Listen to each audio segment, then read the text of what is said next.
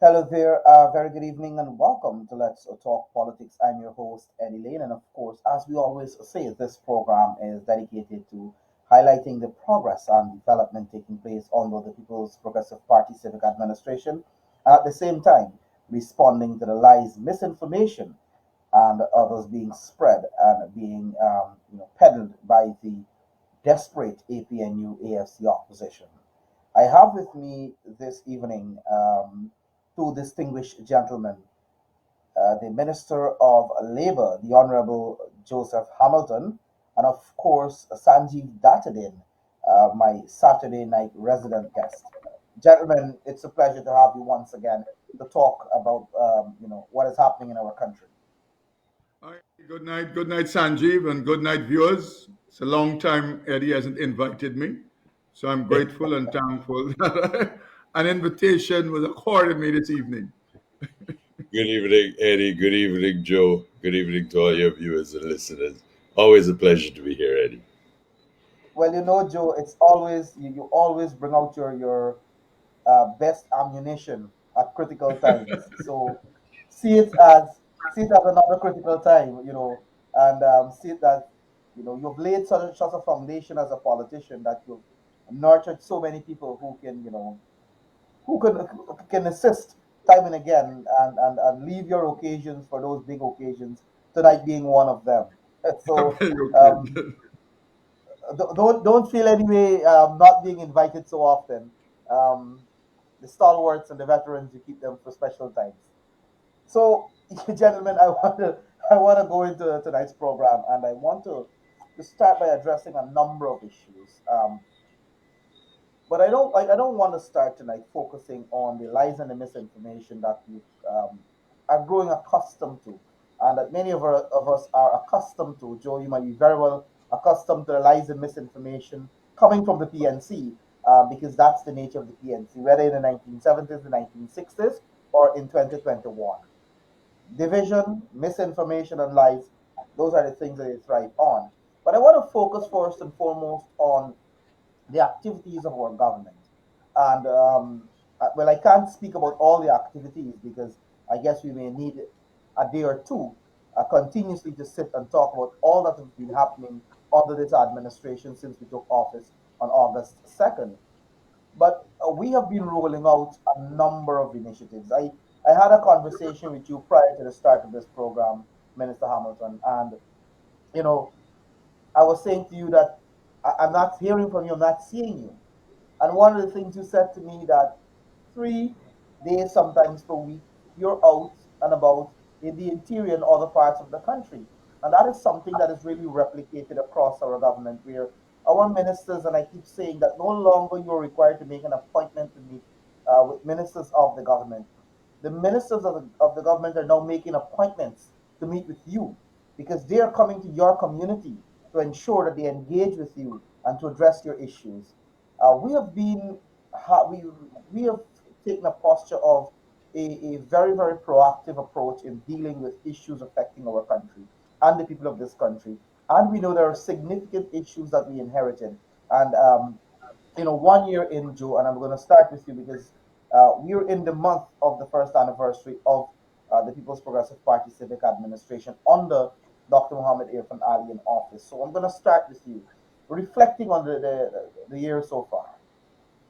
Well, Eddie, the year I would see it as a year of repairing because all of us in our different ministries and agencies, and Sanjeev had a major agency, um, would note that what we had to be doing is repairing. And of course, we were aware that these guys are incapable of managing because they were inept, incompetent, and they were following the money all the time to fill their pockets. But in a lot of instances, we never expected that it was so bad um, in the government agencies. So we have to spend time repairing, restructuring. In my case, I have to reestablish a ministry.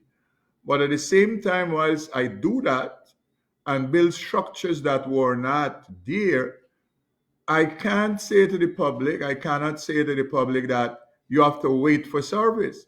So simultaneously, we have to give service to the people. Uh, in my area, labor relations services, just to give the public an understanding.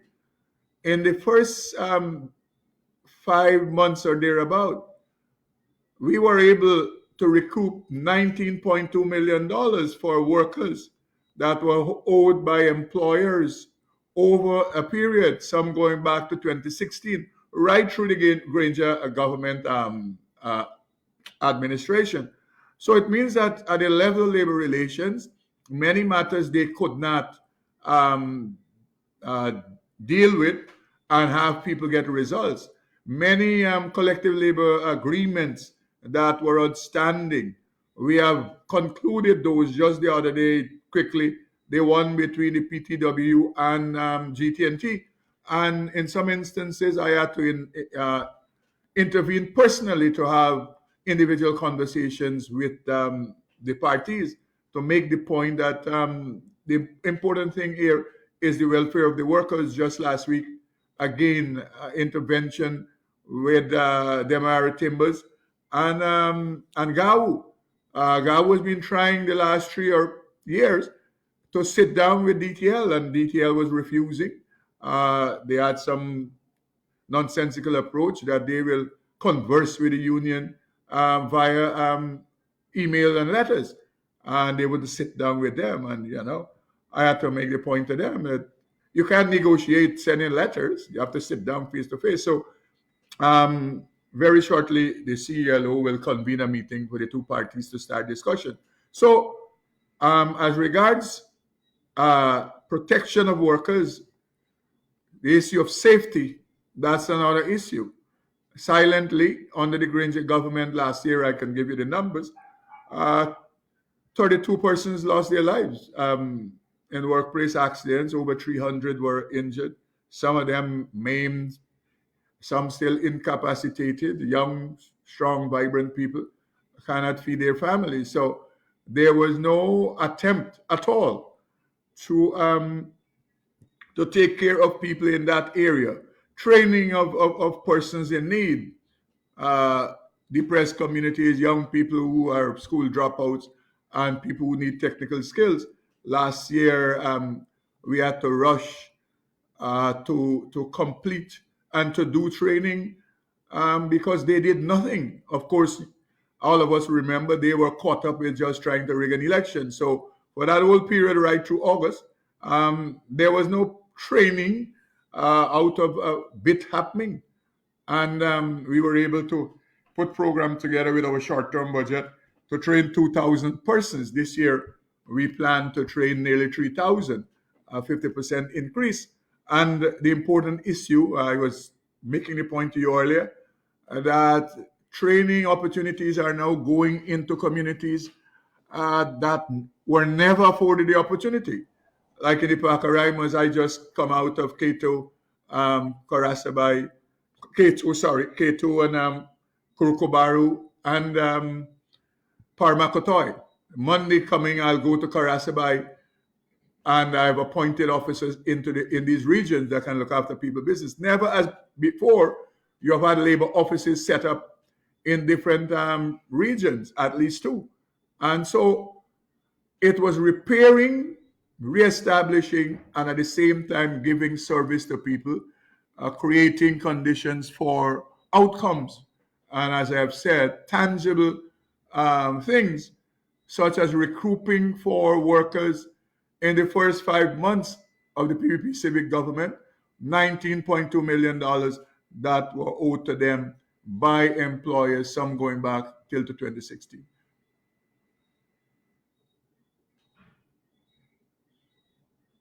Minister, you touched there on a couple of things. And before I bring you in, Sanjeev, you talked about providing services to the people, and all that you mentioned are happening in the context of, first and foremost, a pandemic, which has had and continues to have significantly negative impacts on economies. It is also happening within the year, the first year, while all the re-establishing and so forth were happening. Guyana was hit with a major flood just a few months ago. And you had an economy also during this, at that time when we took over, that was in very bad state. But despite all of these uh, issues that could negatively affect the work of a government, we have managed to provide significant services to people. We have managed to fix infrastructure in many instances. I see Minister Darmlal almost daily can post a new community road that was done under this administration. I see Minister Edgel almost daily visiting communities, visiting regions where roads are being reopened that were closed as a result of the state they were in under the Granger administration. I see Ministers Kroll and Rodriguez are distributing thousands of house lots. Yesterday, I think it was 1,000 house lots were distributed. And Minister Mustafa in every community providing, and all of these things are happening in the context of a pandemic, and of course in the context of the state of the economy that we inherited, and the negative impacts of the pandemic on the economy. So clearly you're seeing a government that is ready and willing and is creative and innovative enough to really provide the services to people, to better the lives of people, despite the negative economic impact of the global circumstances. Sanjeev. Ed, the realities of the society in which we live in now means that there are different demands of public officers, and there are different demands placed on the executive and the state machinery. For example, we have social media, which is so prevalent now, and everyone posts a picture of where they are, what they're doing. Part of that is that they, the citizens, are demonstrating where they are, what their interests are, and what they are doing. Now, you will observe if you just glance at social media that regularly, as Minister Hamilton said, he is out of town almost 3 days a week. He is setting up crucial infrastructure for his ministry in the regions which had not existed before, and which meant that the needs of that community were not fulfilled to the extent that it should have been before. But we also put that into the perspective of the citizens. Now, with COVID, with the challenges that we have about being able to move safely and be able to gather, etc., we have different challenges now.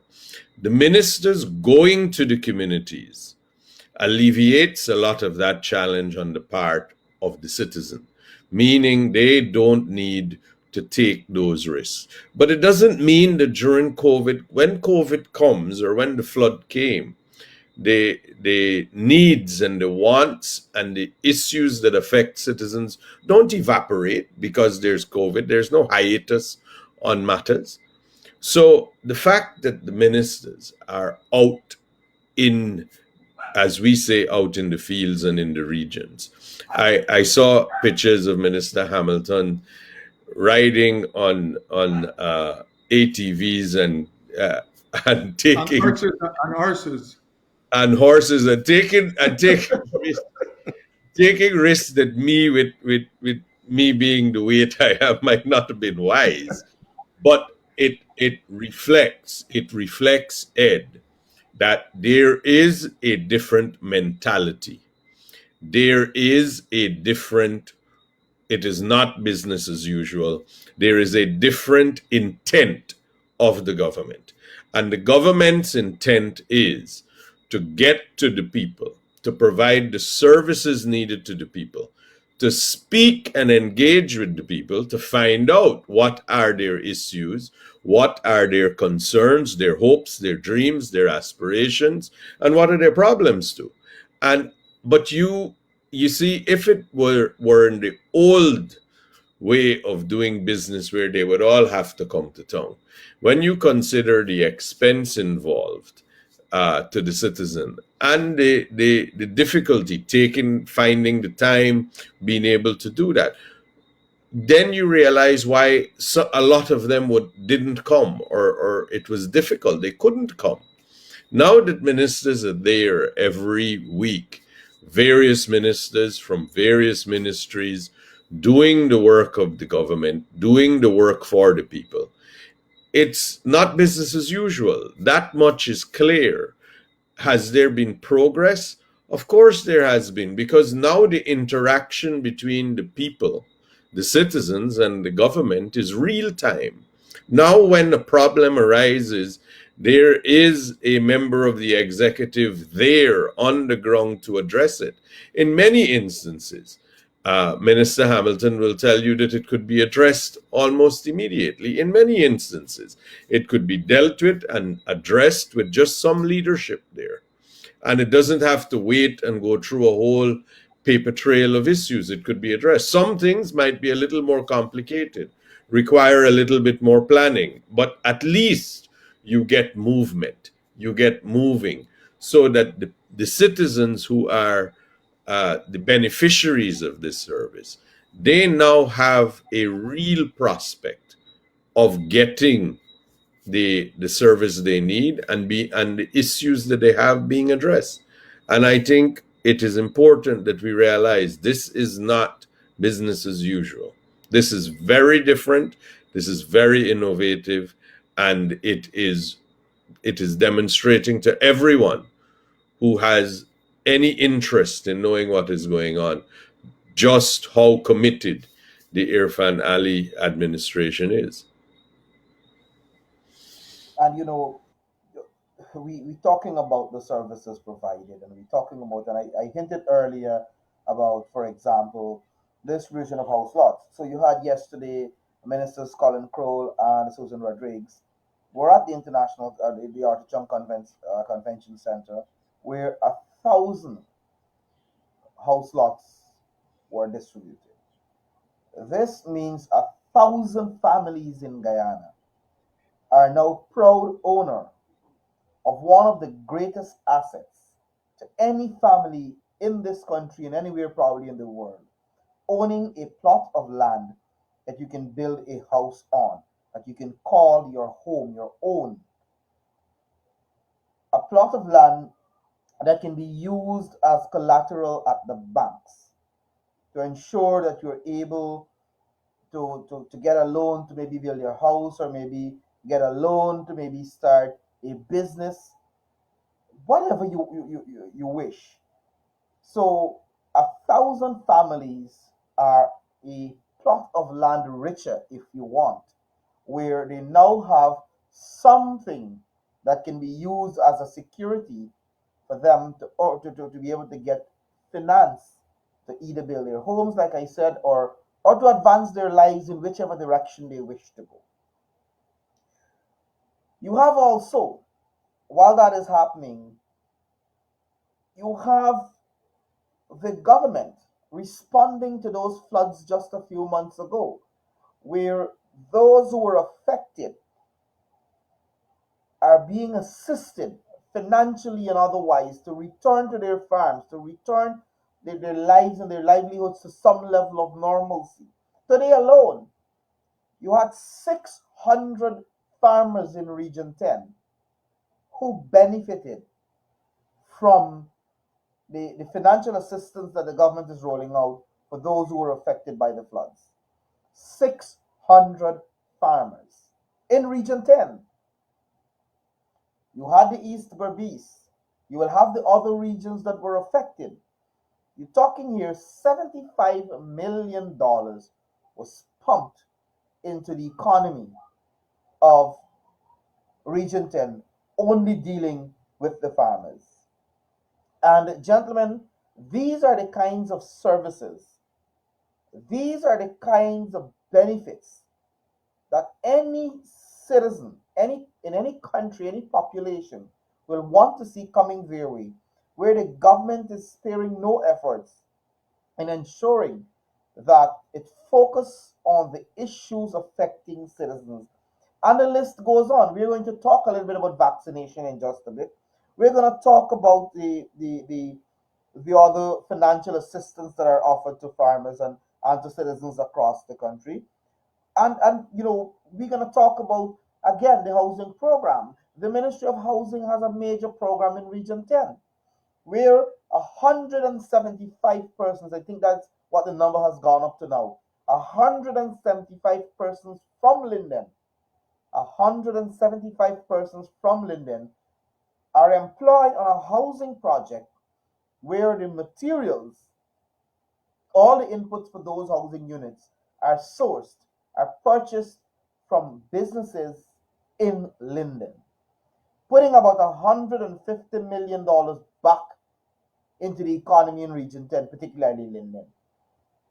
So when people make these claims, Minister Hamilton, about discrimination, and favoritism, and that somehow the PPP is ignoring Afro-Guyanese, we can point to so many examples of how equitable and equally we are trying to distribute the resources of the state to citizens across this country, regardless of who they voted for, regardless of their ethnicities. Look, Eddie, just to name an example, the point you just raised about this banal conversation about discrimination. Yesterday, uh, at number 29 West Coast Bobis, there was a graduation of young people and some not so young, 140 odd persons. And when you looked in the auditorium, it was Guyana in the auditorium. The level of training that we have done, whether it be heavy duty equipment operator, IT, or whatever. And as you go across the country, it is the same thing. Next week, uh, Friday coming, we'll have graduation of several scores of persons in Region 6.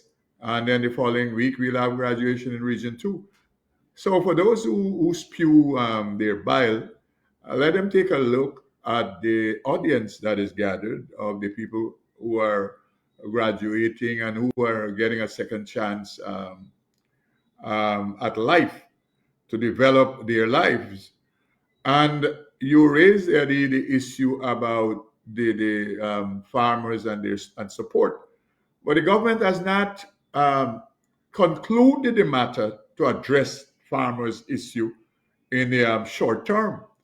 I saw the minister speaking to um, two massive projects that are to be done in Region 6 and Region 3, like was done under the Jagdeo administration in Region 4, the Hope Canal, that all of these naysayers, they said was a waste of money.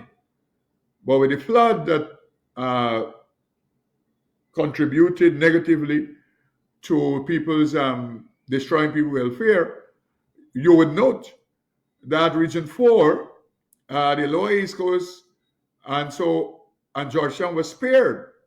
And why we were spared, it is because they have a seven-door sluice at Hope Canal.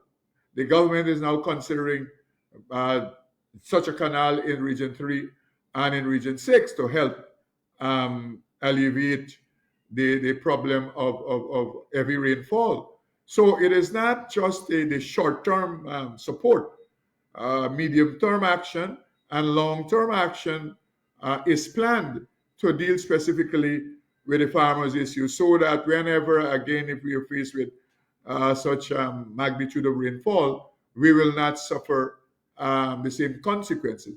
At the level of Region 10, Kokwani and the what area, the discussion about relocating people to higher ground on the hills instead of having them living on at the waterfront area on the flatlands. I have been there about 3 weeks ago, and I can tell you the water is still there.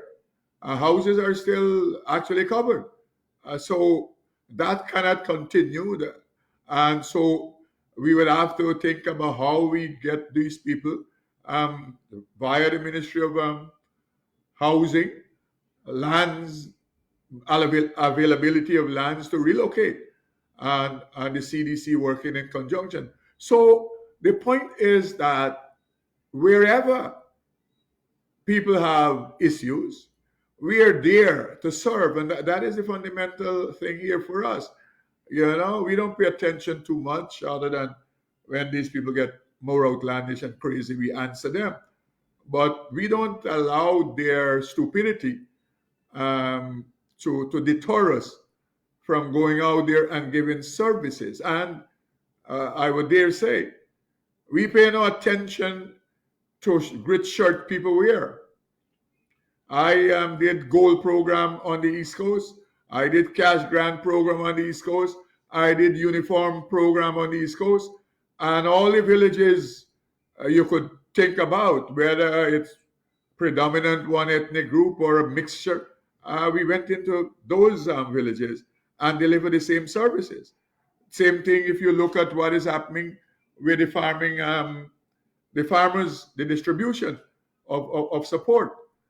So we are committed to give service, as Sanjeev reiterated, to the people of Guyana.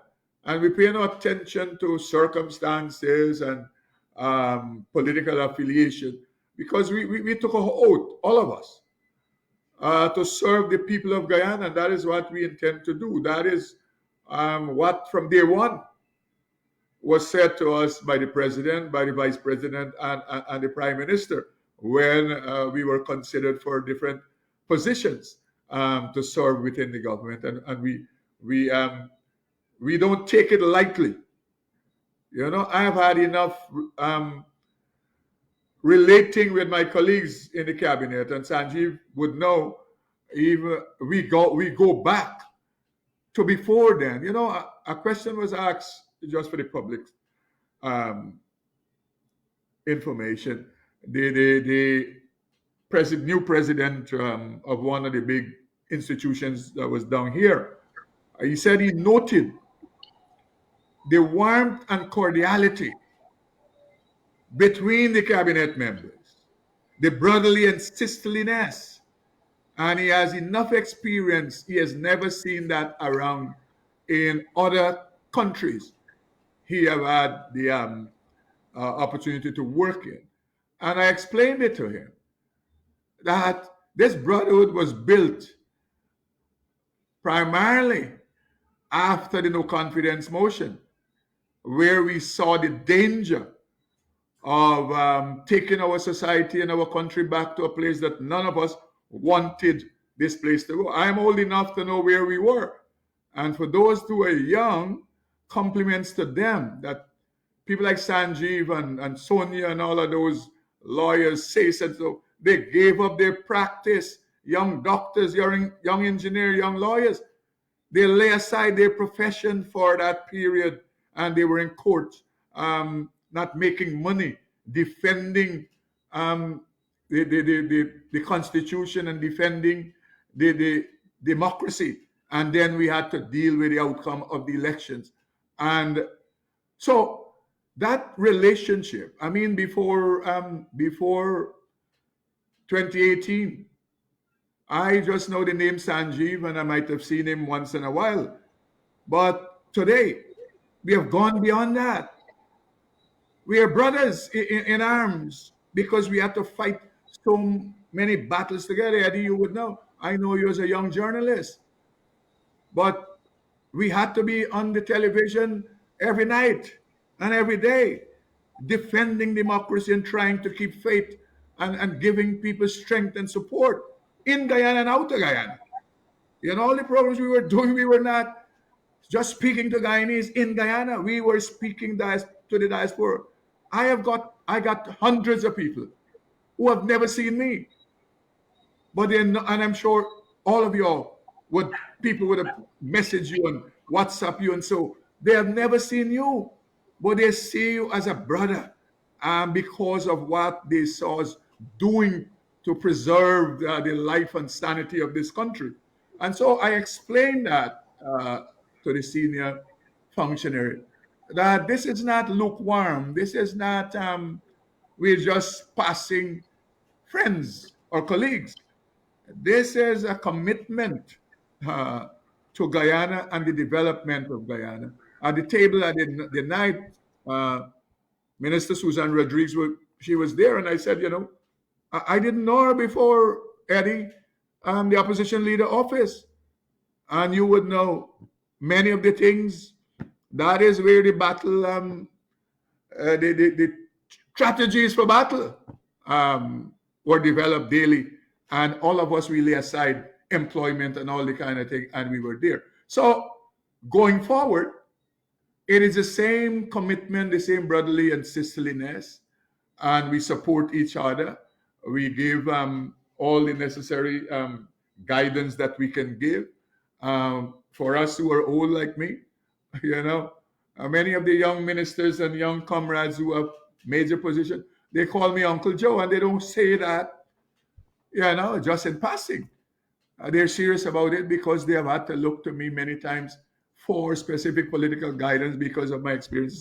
So I'm saying that to the public that all of us, because of how we know what we must do is important to this country, we have to continue to do it, even though we have our individual lives to live and domestic matters to attend to because many of us, we have families. But we don't allow that to deter us from doing our work that we must do.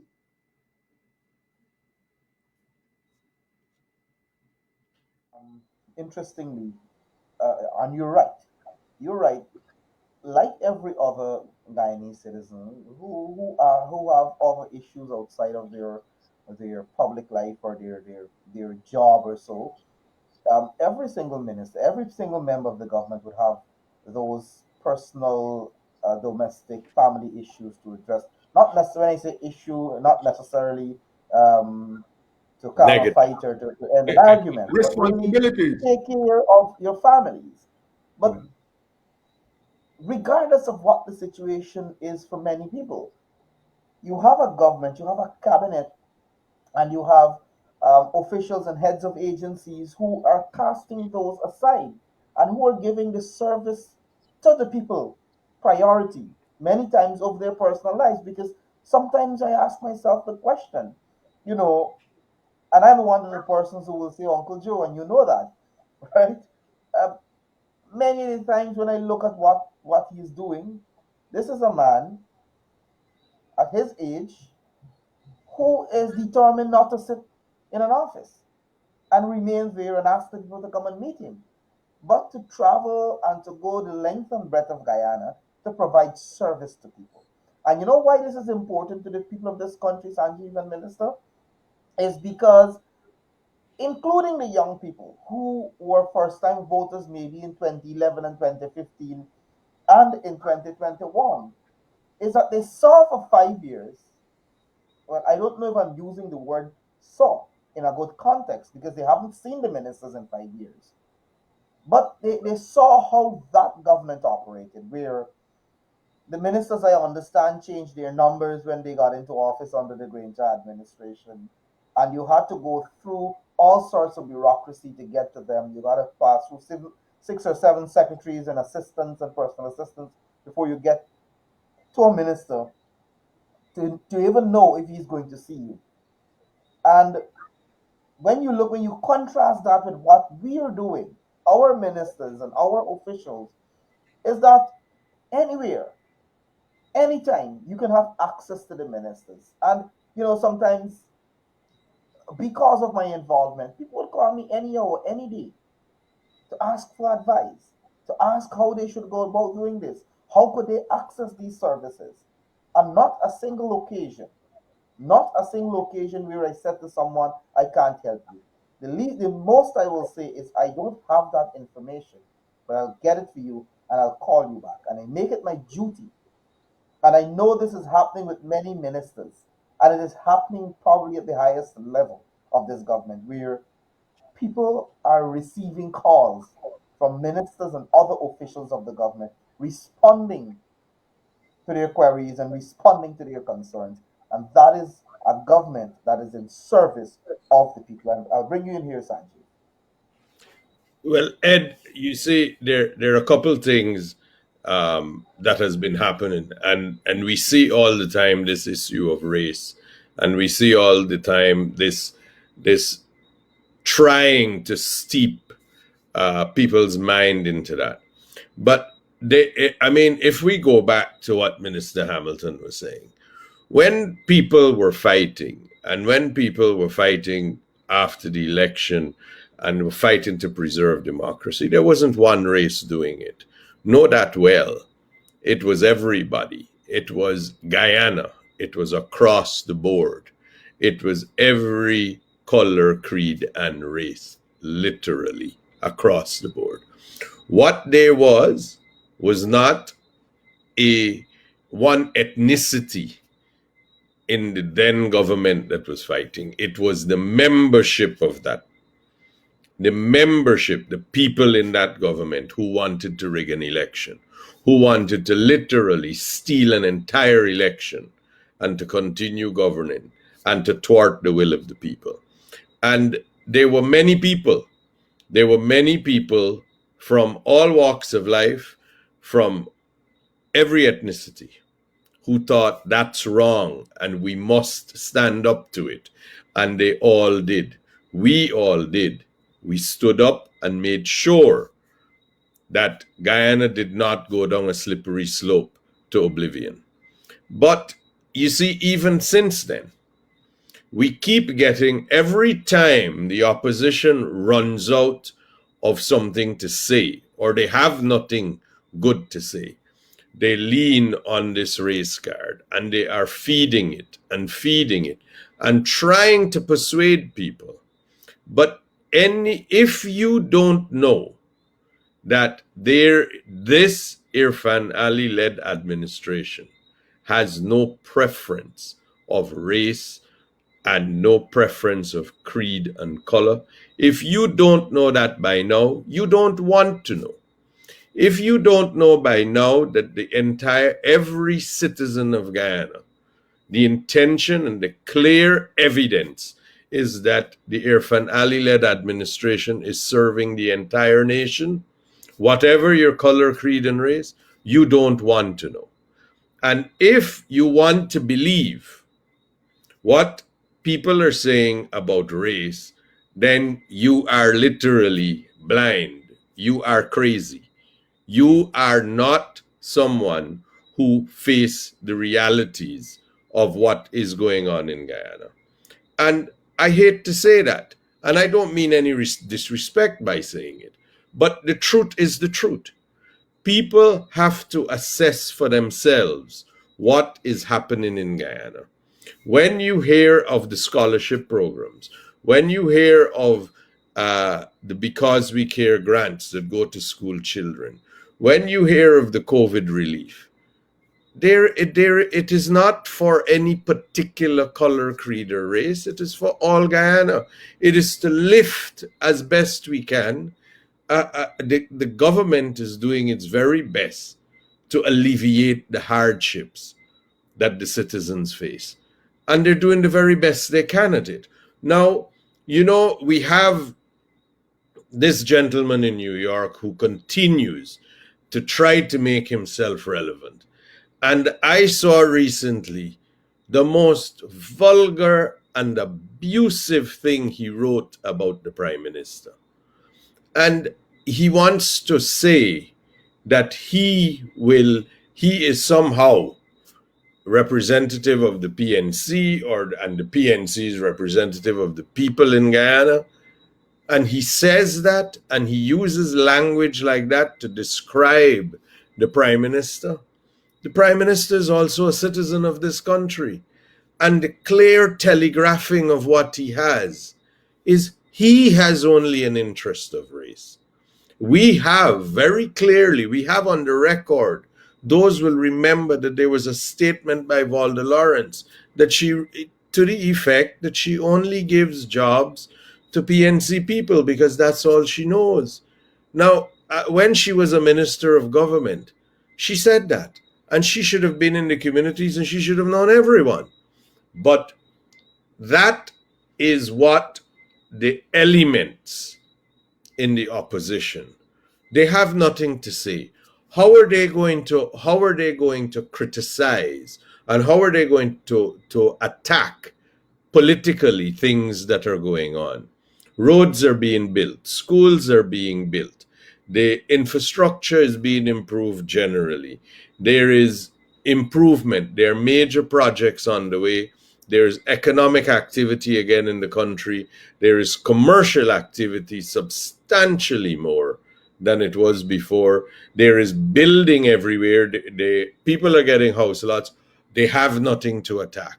So they fall back to their default position of race. And they hope that somehow or the other, the whole world is blind and the country are full of foolish people who will believe that nonsense. Nobody believes them anymore. After those 5 months, where it was a different lie, it was a lie 3 times a day from every agent of the opposition. Every agent was lying about this was going on, about dead people voting, about migrant people voting, about all these ridiculous things, about these imaginary numbers. They have no credibility and people don't listen to them anymore. They have become irrelevant because of that. But now, in the hope to regain, I don't know what they hope to regain by fanning the flames of race in a country where there is that issue and that racial, everything they point out to. They've provided no information or evidence. We recently had a press conference by the leader of the opposition, and he was asked that pointedly by a journalist. If you have information that this is all being done, the handouts are all, the cash handouts are all being done on the basis of race and all the other things he said about the public service. And if he had that information, why does he not make it public? Like his SOPs, why did he not make that public too? But his explanation was that he would give it to the Auditor General or some functionary of government to investigate. Now you're accusing the government of wrongdoing. And then you're saying that you have given. So this is giving to Caesar to investigate Caesar. Who believes that nonsense anymore? If he had any information, Ed, you know he would have been publishing it across social media, in every newspaper, over every radio station and television.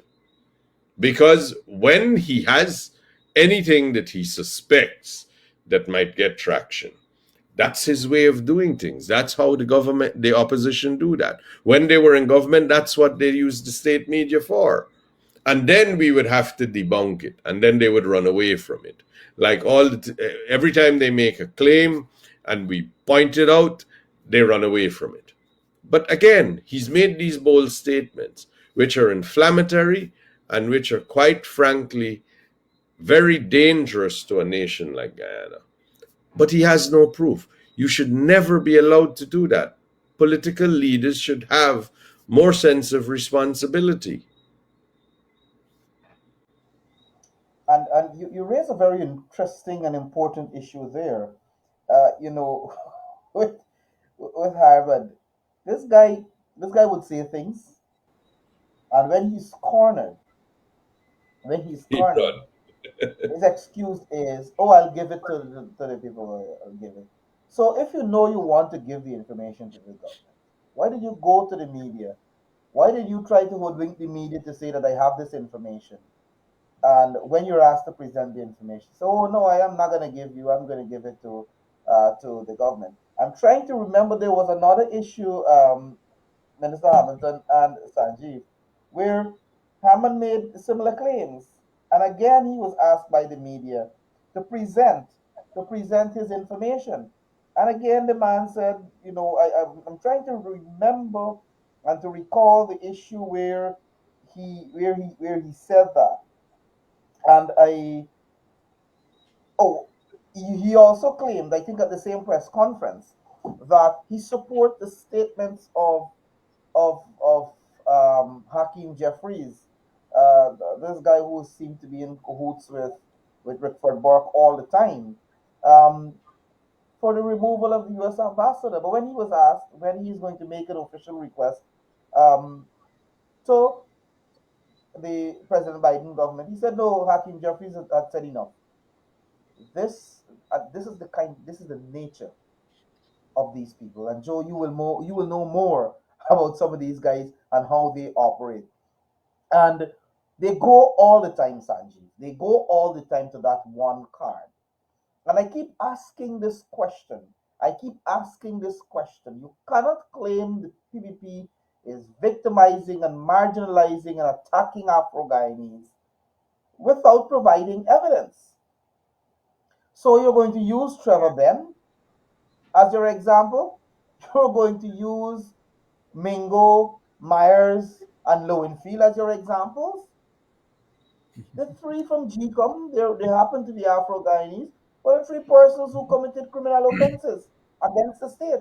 Are you going to use Valda Lawrence as an Afro Guyanese who is being victimized? She signed declaration, and her name shouldn't have been there.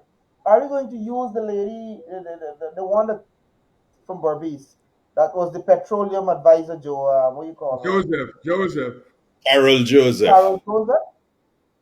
Are you going to use her as an example of claiming victimization when she's signing declaration that she wasn't supposed to sign? So it's absolute hogwash. It's absolute hogwash coming from them, Minister Hamilton. But one of the things, quickly, and Sanjeev alluded to it when he spoke briefly about the attack on the Prime Minister, is this fallacy where somehow, as a person of African descent, if you don't subscribe to this nonsense, somehow you have sold out the tribe and the race. You know?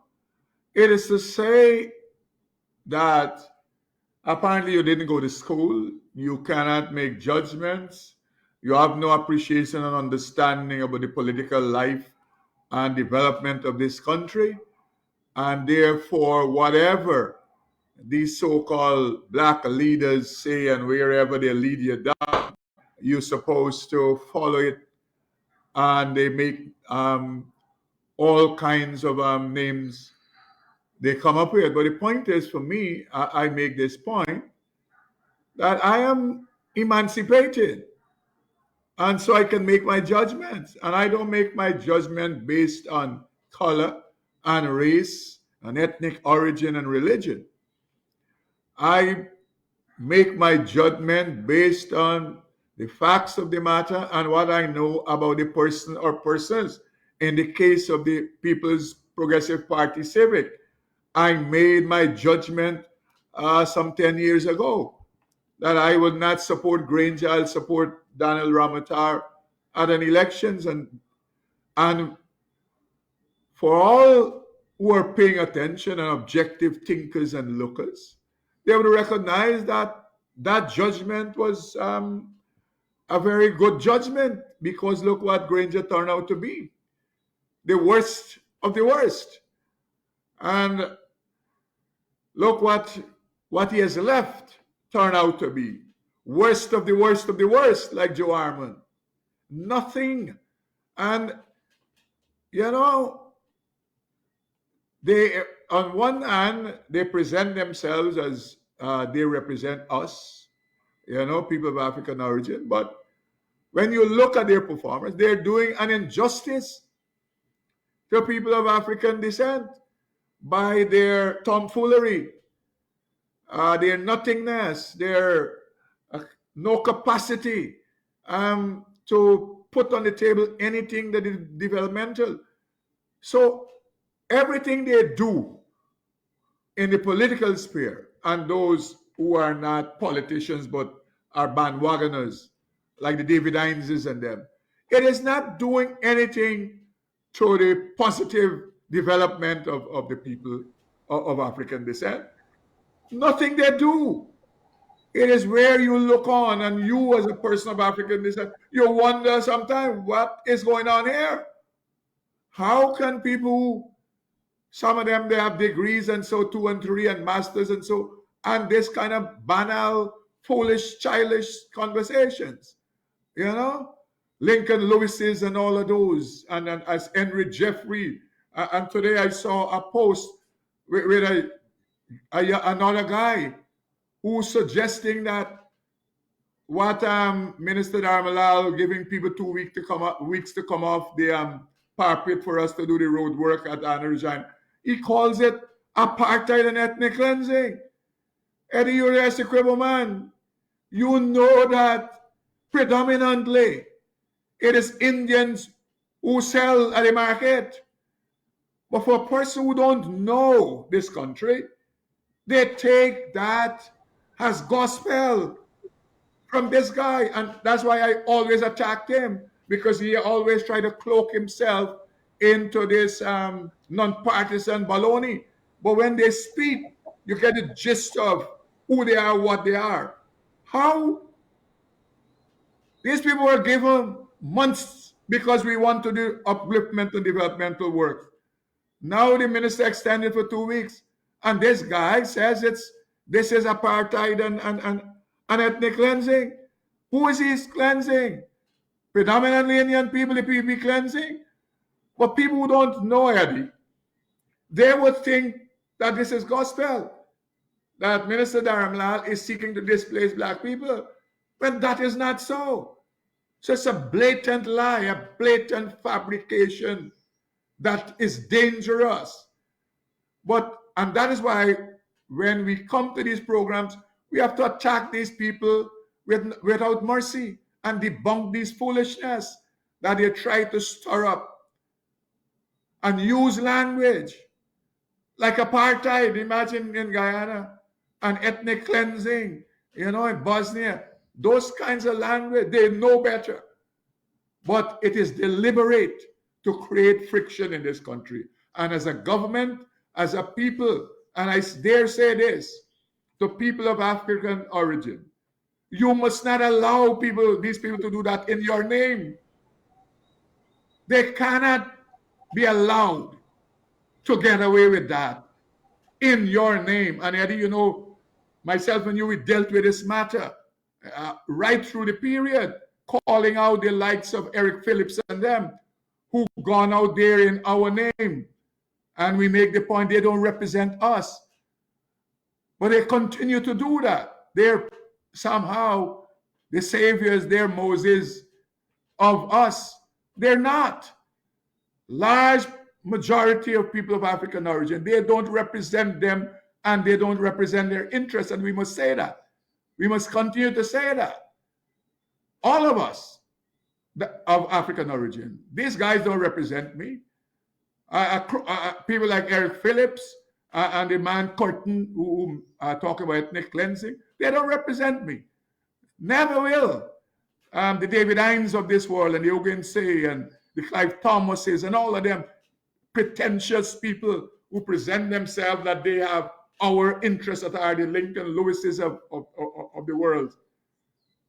And I deal with them without mercy, because I know what they're attempting to do to this country of ours. And we must do everything as a citizen, even before our political persuasion, to protect the safety and the sanctity of this country. This is the only country we have. All of us, this country belongs to. And interestingly, Minister, you spoke about the Regina Market situation, and I want to make a few points there, because I was in Essequibo just about 3 weeks ago, and I can tell you the state of the road there that has to be fixed. The road is in very bad state. That's the first thing. So, and you can't build a road with vendors at the road shoulder. So obviously you have to clear the area in order to build the road and to build the parapet, etc., etc. And you're right. Most of the vendors at the market there are Indo-Guyanese, so there is no victimization and apartheid and all sorts of nonsense that's coming from these guys. Interestingly, as you were speaking, I flash right back to a February 7th, 2017 article where these very farmers, these very vendors were being removed under the Granger administration. And then Regional Chairman Devon Ramdat had to make the point that there was no decision of the council. At that time, it was the REO, a PNC APNU appointed REO, who was removing the people. So apparently, those guys who are making those statements somehow believe that we forget and that the people forget. Do you remember when they removed the vendors? I think it was the then REO removed the vendors to plant palm trees at Anna Regina outside of the RDC office. It was under the Granger administration that happened. It was under his administration. Where were the same guys who are speaking now, who are claiming that there is some victimization? I don't know how you're going to victimize Afro Guyanese when the vendors are Indo Guyanese. That doesn't make sense. It doesn't make sense. And you talk about these guys and the position taken by the likes of Harman and the others. It is the same thing. They are willing, Joe and Sanjeev, and I think you made the point about them operating as though they're the saviors of Afro Guyanese. They claim to be the saviors of Afro Guyanese, but they are encouraging the people of Region 10 and other Afro Guyanese not to take the vaccine while they're vaccinated. Harmon is vaccinated, and his entire crew, they're all vaccinated. But they are telling the people not to get vaccinated. You cannot say that you're looking out for the interest of Afro Guyanese, but you're encouraging Afro Guyanese not to take a vaccine and to remain open and vulnerable to a virus that can kill them. That doesn't make sense. So I want to say to the people who are listening, you know, especially the supporters of APNO who are being who are getting caught up with this propaganda that you know these guys are looking out for them. That is why these guys are advising them not to take the vaccines, etc. These guys' only objective is to try to make the programs of the government fail. Whether or not the program is for your benefit, their intention is to ensure that these programs fail. And it brought me back before because we were about to wrap up, so I'm going to give you guys the closing comments. But it brought me back to the 2011-2015 period, Minister Hamilton, and you were in Parliament at that time. I think you were in Parliament, if I'm not, and you will recall when then Minister Clement Rohi took the Firearms Amendment Bill to Parliament. I think one of the clauses of the amendment was to criminalize possession of components of firearms. Sanjeev, you may recall that bill. When the APNU AFC Granger was leader of the opposition then, voted against the bill because they were attempting to gag Clement Rohi. They didn't want him to speak in Parliament.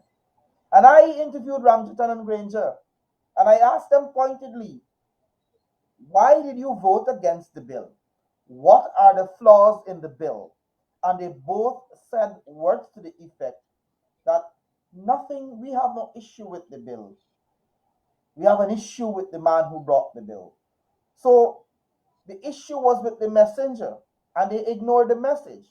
It is the same thing being played out here, where it doesn't matter whether this thing is good for Guyana or not.